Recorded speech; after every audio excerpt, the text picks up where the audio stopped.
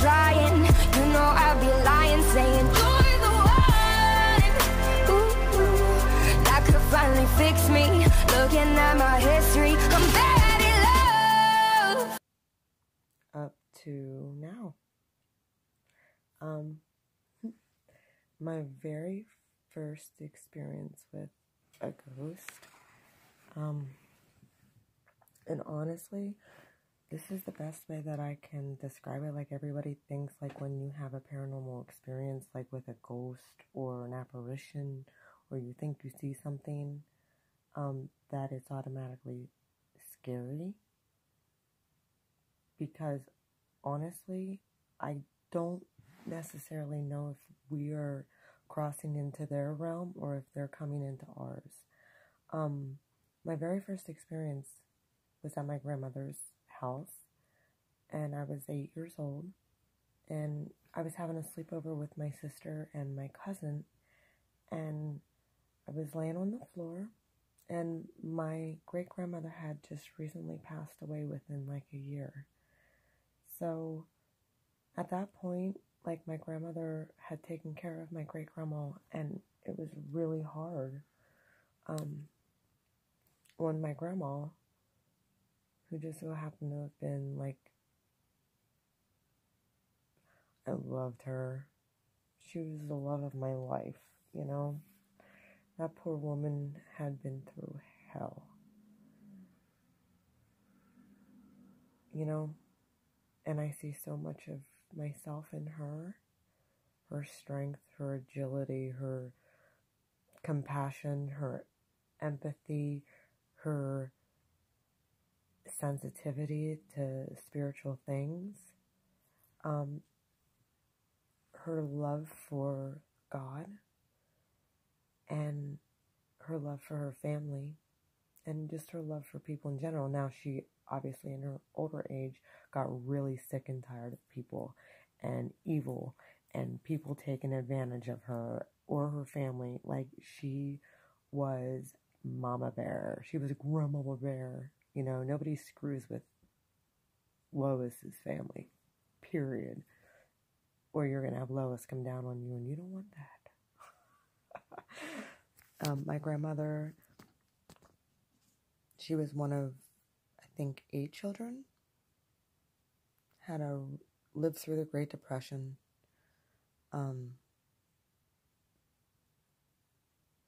Really did not grow up with a father.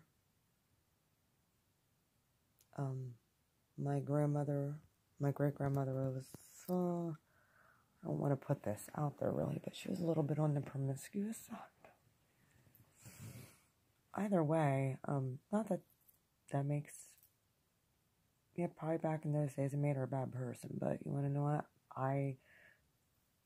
She's my family, and I love her anyway, even though I only got to spend like the first 5-6 years of my life with her.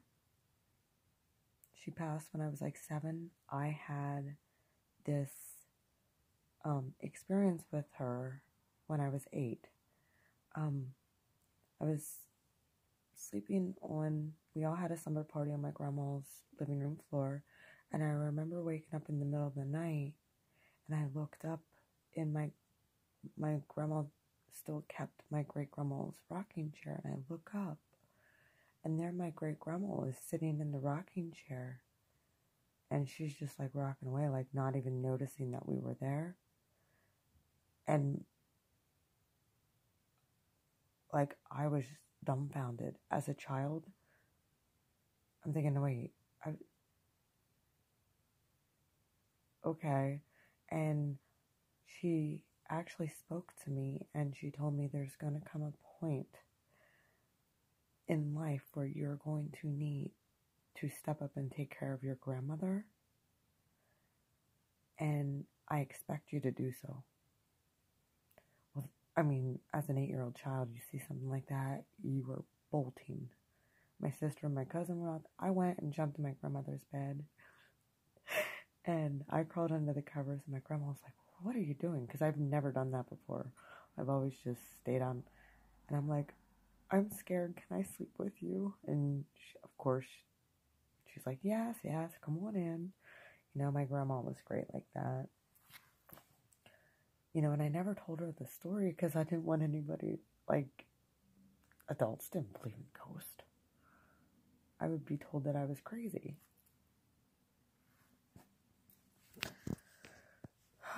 Fast forward. Let me give you a for instance. Fast forward.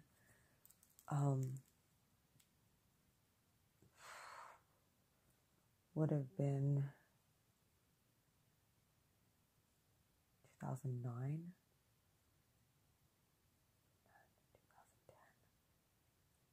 Would have been 2009 or 2010, February. I'll never forget, I was out in the kitchen. My dad called, and my dad was crying. My dad does not usually cry. My dad is a very tender soul. Don't get me wrong. My dad is my world. And he called and he was crying and he's like, he's gone. And I'm like, who? My brother. My brother passed away. I cannot believe my brother's gone. And he told me the story about what happened, which I'm not going to get into because it's a very private matter between our family. But he had lived with my grandmother, and my grandmother had found him. And I've never lost a child, and I hope that I never do before my time. But my grandma, at 85 years old, was heartbroken. My uncle lived with her for 15 years. When him and his wife separated, he lived with my grandmother and helped take care of her for 15 years. So she was very, very close with him. And I mean, I think their whole life they were all very close. Excuse me. But when he passed away, and now we're fast forward, and I'm 35 at the time, 34, 35. I just started college. I was cleaning houses. You know, it was in 2010. February 2010. And they were trying to make arrangements and stuff, and my dad is like, you know, we have to have someone go with grandma now. You know, we're trying to get home health aides to go in with her, but we need somebody to stay the night with her. She does not feel comfortable being alone, and we have every night covered but Wednesday nights, and I didn't have school that night. I had school Tuesdays and Thursdays. So I was like, that all came flooding back to me from that experience from when I was a child. With my great-grandmother saying there's going to come a point in time where you're going to need help to step up and take care of your grandma. And I'm so glad that I did. I got to learn so much about my grandma on those Wednesday nights that I go spend time with her. And I did this for a couple months until, you know, my other cousin ended up working for the home health aide, and she ended up starting to stay overnights, you know, and, you know, I'm blessed. Excuse me. I'm blessed and thankful for the time that I did get with her, because I got very close with her. And there's 19 of us grandkids, and I'm the only one who pretty much, you know, we all have lives. My grandmother never wanted to put any of us out. But I knew it was my call. It wasn't their call, it was mine. My great-grandma told me when I was 8 years old, I needed to do this. And I'm so glad that I did, because I got to learn about my grandpa, who I never got to meet, who had died in a car accident. His obituary is ridiculous. One of these times I'm going to have to tell you how my grandpa passed. Which is, now I knew he died in a car accident. I knew he died when my dad was, I think, 7 or 8 years old.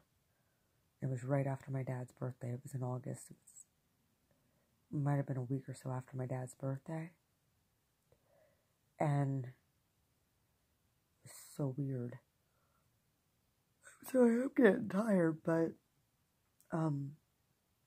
which is another story that links to that yet that I have to tell you about, which is weird, but it all connects and it all links. My grandpa was a Pisces, by the way, which is the sign right before mine. So, like, Aries and Pisces, like, we actually, they say that Aries is so close to the veil from a past life, if you've had one, that you can actually regress back in and have life lessons from past lives come and help you in the current. We're like the babies of the zodiac, but yet we're immediately connected with our past through a very thin veil. So I know Christians don't believe in past lives. I never did. But the experiences that I've now had, you cannot trump experience over religion. Ever. Ever, ever, ever. My experience trumps opinion of man. Period. You want to know what? The last 10, 12 years, my relationship with my creator, source, the universe, God,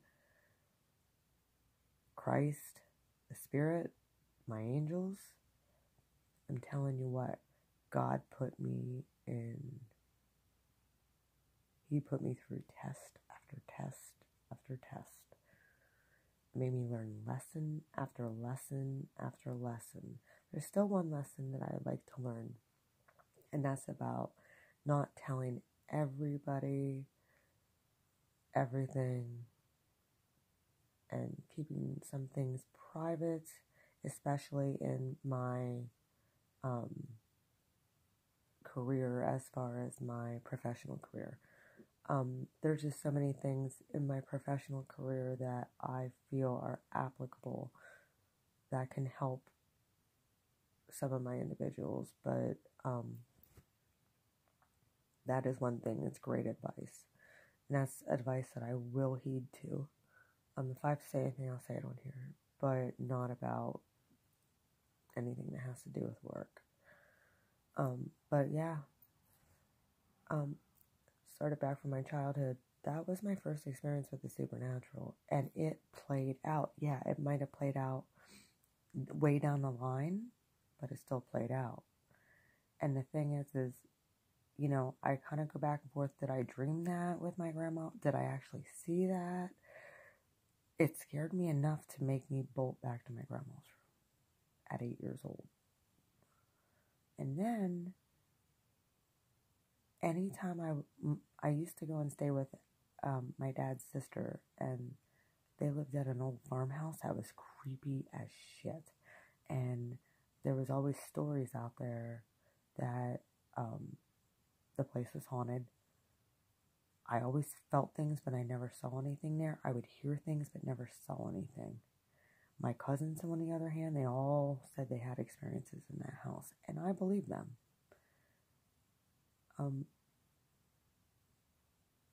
Not to mention, I believe what was there was very evil. I mean, I spent time there, and I don't know, like, there's some times where you have supernatural events happening while you're awake, but you, like I said, I don't know if you step into their veil or they come into ours. It sort of feels like a time warp, and at the time you're not scared while it's happening, but after the fact you're like, what the hell was that?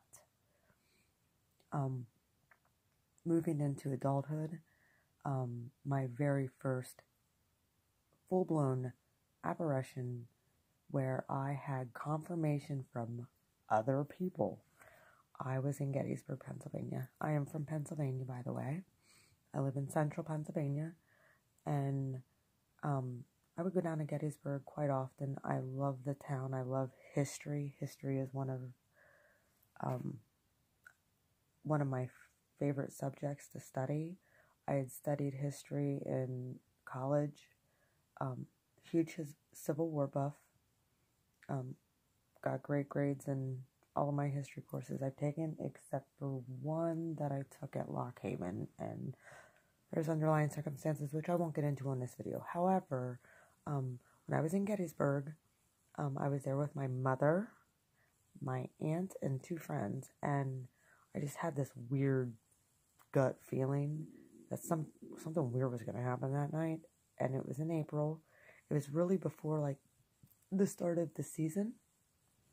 It was kind of rainy and foggy, and we decided to stay at an orphanage. Actually, at that time, I had sold home interiors, and the 2 girls who I chose to go with me had like top sales, and they were friends. So it was like we all went together, and what happened was we were getting dark. It was at the beginning of April. It was probably 7:30 at night, and we were driving up through Devil's Den. We were coming up around, and at the top of the hill, kind of like the road sort of curvy. We're coming up over the top of the hill, and for the first time, and there's nothing there. My aunt starts saying about, well, this is down over here at the fence row at the triangular field. That's right there at that fence row here where the opening is. That's where me and your mom saw those 2 gray apparitions just standing there, like we could make it out, but we couldn't like make out a face. And I'm like, I spoke it out. This is why it's so important that our words contain power. And I realized it at that point, how powerful our words are. I spoke it out. I'm like, well, if there's anything here, I want to know. I want to see you. Come on out. Like, I want to know that you're here. Well, we started talking, and they were still jabbering away, and I'm like, well, I really do. Like, if there's something here, like, if there's anything to this, bring it on. Well, wouldn't you? Be careful what you wish for. Start going up over the hill, and again, we're going through Devil's Den, back up, and the way my van lights were shining up over the hill, like, there was this glow by this one cannon at the top of the hill, and it curves real sharp. And on either side of the cannon, there was a Confederate soldier on the right-hand side standing there, but it looked like they looked like statues. They looked like they were statues. Like, the one was kind of just standing there with like his hands in his pockets with his head cocked, and he was in like the butternut brown, but you could not see a face. It just looked like it was no facial expression, just like. And on the other side was a Union officer standing at attention with his bayonet. I'm telling you, it was like this, like straight up in the air, standing at attention. He had a red sash. He was in the blue. And we all saw it. We all saw the same thing. And I'm hanging out the window, and I'm telling my aunt. She goes past. She's like, I don't remember seeing that before. And I'm like, me neither. And everybody, the girls in the back were like, what the hell is going on? And my mom just was shocked. And I'm hanging out the window trying to take a picture. And this is back when we didn't have cell phone, like, really. Like, so I'm taking a picture with a regular, trying to take it. Like, back up. She's like, no, I'm driving around again. Like, my aunt was freaked because she's been there a multitude of times. And we just went past that. Cannon. They weren't there. But like I said, when you go through a time warp, like, you do not realize what's happening. This is the best way I can describe a supernatural experience. But she goes around again, and we go back up, and they're gone. What was there is gone. Gone. Foosh, out of the blue. Well, the next time around, she stopped, and she's like, what? I'm like, we saw something. Oh my God, we freaking saw something. And the girls in the backseat are like, you set this up. And I'm like, how could I? I did not set anything up. I had a feeling it was going to happen. Before we even went, we were at dinner, and I said it. Calm down. Breathe. either way, I started taking pictures with my camera, and ectoplasms. It looked like when I was taking pictures. If you ever know what ectoplasm is, it's like sparkly things in the air or in the atmosphere. And I'm taking pictures legit. Looked like there were sparks from coming off my camera from shooting pictures. And the next day I was like, we're going to Walmart. We are getting this film. I want to know what's on those pictures now. So the next day we drop it off at Walmart. We go straight to the One Gettysburg Museum, and we start talking about, I got the 1 hour, by the way. We go back, pick up the pictures, we go to the museum, we take the pictures in, and we realize there's 5 orbs around this cannon. Couldn't figure out why there's 5 orbs, but there was 5 orbs around this cannon in the picture. And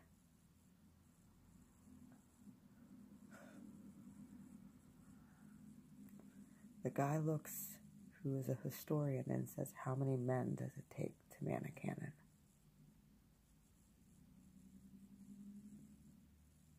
5.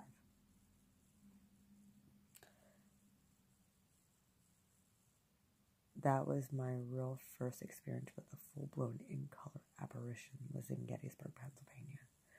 And it hasn't stopped. My next supernatural talk, that's kind of a little bit of a background. I mean, I've had all kinds of other crazy experiences with intuition in car accidents, or that I'll talk about. And I'm going to talk about that more when I talk about my grandpa's death.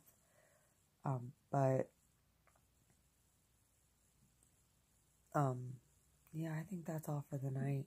I also live in a haunted house now, which isn't so haunted anymore because I cleared out most of the negative.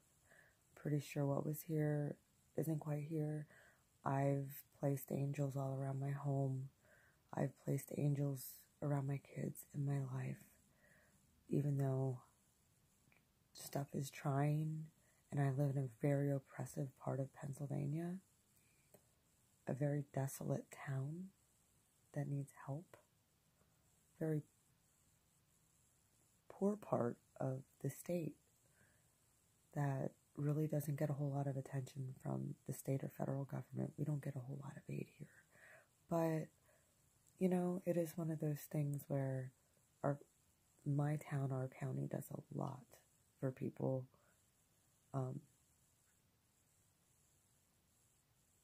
Either way, you guys have a great night. If you have any questions for me, I'll be more than happy to answer. Share your experiences that you had. When I get into talking about when I bought my house and I moved into my house and the renovations and what happened with that, I may bring on a few other guests that can verify that I'm not joking, that I've experienced experiences as well, not just myself, but as well as had a paranormal team come in here and twice to remove things. And that's how I discovered I was an empath, was because of the one woman on the paranormal team had said, you know, I hate to tell you this, but you're kind of like an open, there was 5 different open portals in the house. And she said, and I hate to tell you this, but you're an open portal. They know you can hear them. They know you're clairvoyant. They know you're clairaudient. They know that you can hear them and sense them, and they need help to get to the other side. So, so not only do I help the living, I've also helped the dead. Either way, nothing surprises me. But yeah, I told you my YouTube channel would be a little bit different. So figured I'd throw this one out there about the paranormal. It's all interesting. But yeah, my life has been one roller coaster ride after another.